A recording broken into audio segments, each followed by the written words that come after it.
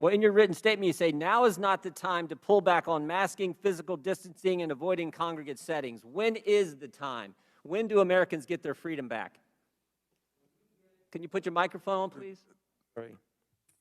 When we get the level of infection in this country low enough that it is not a really high threat. What is low enough? Give me a number. What, I mean, we had 15 days to slow the spread, turned into 1 year of lost liberty. What metrics, what measures, what has to happen before Americans get their freedoms back? My message, Congressman Jordan, is to get as many people vaccinated as quickly as we possibly can to get the level of infection in this country low that it is no longer a threat.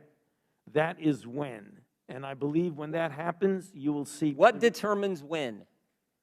I'm sorry. What? What measure?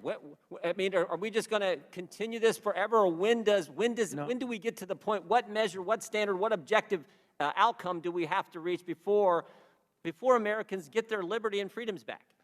You know, you're indicating liberty and freedom. I look at it as a public health measure to prevent people from dying and going to the hospital. You don't think Americans' liberties have been threatened the last year, Dr. Fauci? They've been assaulted.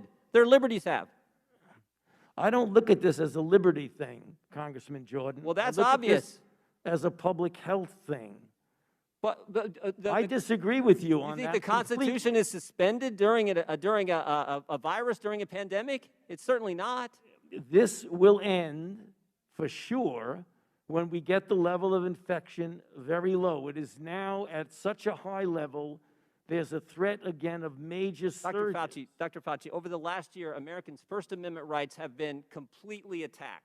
Your right to go to church, your right to assemble, your right to petition your government, freedom of the press, freedom of speech have all been assaulted.